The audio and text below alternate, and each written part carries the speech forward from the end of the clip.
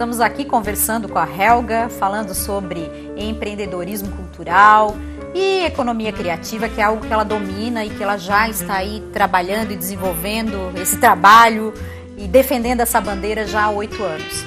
A gente finalizou fazendo um questionamento, né? Como é que tem se percebido essa economia criativa nesses dias atuais? Tá.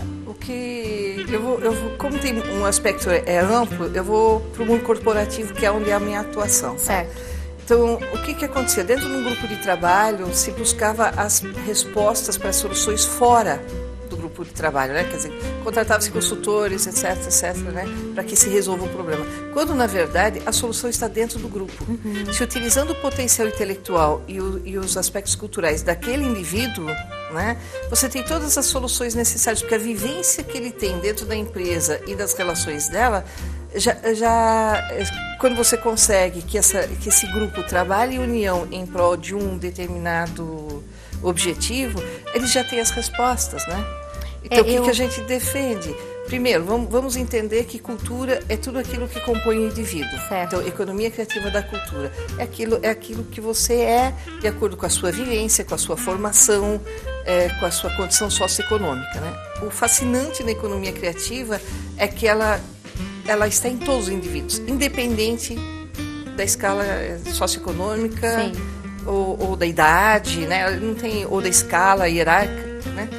Então, se você partir desse princípio, que essa cultura está dentro do indivíduo, né, como ele é, e que ele tem toda uma vivência dentro dele, de vivência seja corporativa, vivência de vida mesmo, que é estimulada pela criatividade, né? Nós, por exemplo, o pessoal da minha faixa de idade que passou pela época da inflação, precisava ser muito criativo para fazer o salário dar conta, né? Sim. Então, tudo isso são experiências. Então, quando você junta um determinado grupo e você compartilha as experiências e analisa elas juntas e através disso começa a achar soluções, os resultados são excelentes. Soluções e multiplicar isso, não deixar para um grupo isolado.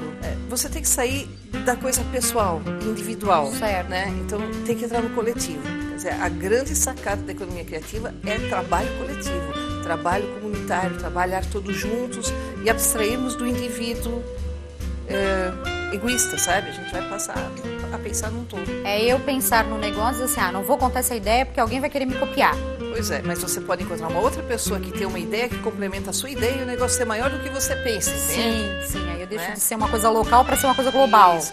Por isso que a gente está vendo muitas startups, o pessoal mais jovem, que vem dessas universidades novas, que já tem umas cadeiras um pouco diferentes, eles estão mais abertos, né? Então você vê N startups acontecendo com pessoas muito jovens e já rapidamente chegando a um valor de mercado dessas startups muito alto, são os Facebooks da vida, né? Quer dizer, aí aliou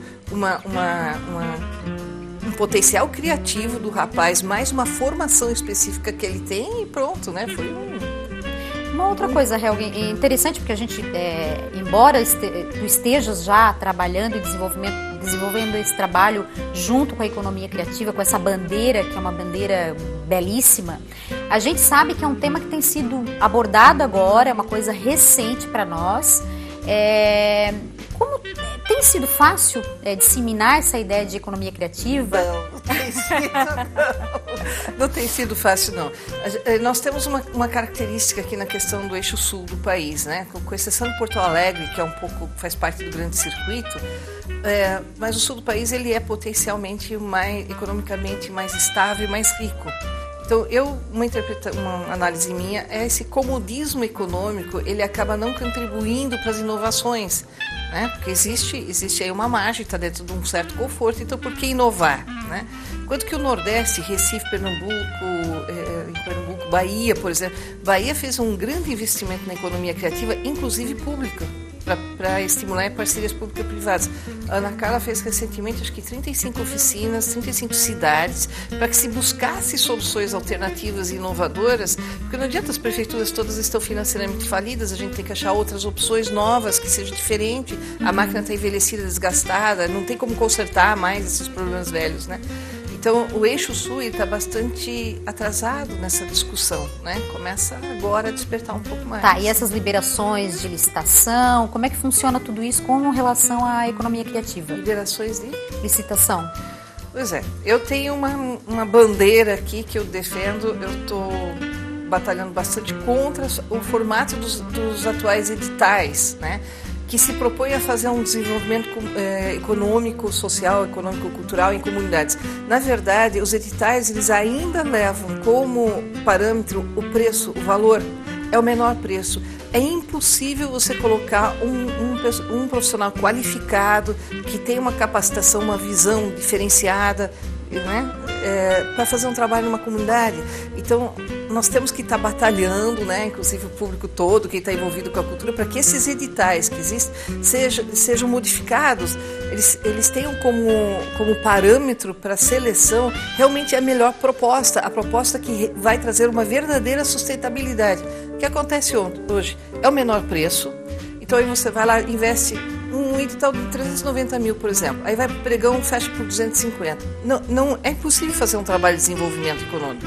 Aí se acaba aplicando as oficinas, esses 250 mil vão para o ralo.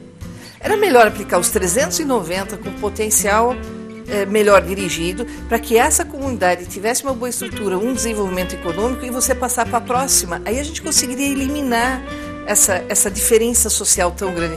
Do jeito que isso é feito, a gente não vai eliminar nunca. É sempre sabe, acaba a oficina, acaba o desenvolvimento, quer dizer, não tem sustentabilidade, não tem continuidade, não tem nada. A gente que trabalha com associativismo e aí com o voluntariado e, consequentemente, com mulheres empreendedoras que estão aí se desenvolvendo e tentando um lugar ao sol também, uma das coisas que a gente percebe que elas comentam muito, essas associações. Recentemente eu conheci um grupo de associações de recicladoras. Essas ações que são pontuais, que aí entra isso que tu está falando. Não contribuem. Que contribui pontualmente, né? Ela começa a ser assistencial. Isso. Ela não promove a pessoa para se desenvolver enquanto ser humano, enquanto profissional. Porque essa ação vem, ela trabalha, aí essas mulheres, esses grupos, eles se motivam. Daqui a pouco a ação acaba, porque acabou o dinheiro, acabou o investimento. Então, são ações que elas pontualmente elas atendem, mas depois elas acabam caindo em descrédito, sim? Olha, chega a ser uma crueldade social, porque você dá um doce, você dá uma perspectiva, uma possibilidade, mas se você não partir de um princípio que você tem que ensinar, não ensinar, mas que conscientizar que eles têm o potencial para esse desenvolvimento, que aí entra a economia criativa, né? Da gente buscar estimular para que essas pessoas usem o potencial delas, para que essa oficina ela tenha uma continuidade, ela seja sustentável, eles saibam aonde buscar recursos, aonde buscar ideias, ou como fazer para que esse negócio vingue. Chega a ser cruel, porque elas sentem o gosto, uma vontade e aquilo, puf, de nada. Então gera uma frustração tão grande. Tanto que uma das nossas bandeiras são projetos comunitários. E a gente já, em 2 comunidades, nós não conseguimos aplicar, porque eles não acreditam mais. Sempre é esse fogo fato. Chega ali, vamos aprender a fazer cerâmica, vamos aprender a fazer reciclagem. E aí se mostra uma parte do processo, mas ele não é aprofundado, ele não é estimulado para ser autossustentável. E aí elas acabam ficando na mão, né? Então gera uma frustração, uma coisa, tá ficando bem complicado, sabe? Então acho que a gente tem que estar discutindo para remodelar isso, usar princípios de economia criativa mesmo, verificar no local o que realmente atinge essa comunidade, qual é a necessidade dela e não simplesmente jogar qualquer coisa, sabe? Eu acho que é um processo que tem que ser melhorado e muito. Helga, a gente está finalizando agora, mas a gente vai voltar para comentar um pouco mais sobre essa questão dessas oficinas, dessas associações, desses grupos que são realmente necessários para serem trabalhados. Nós faremos um breve intervalo e voltamos a seguir.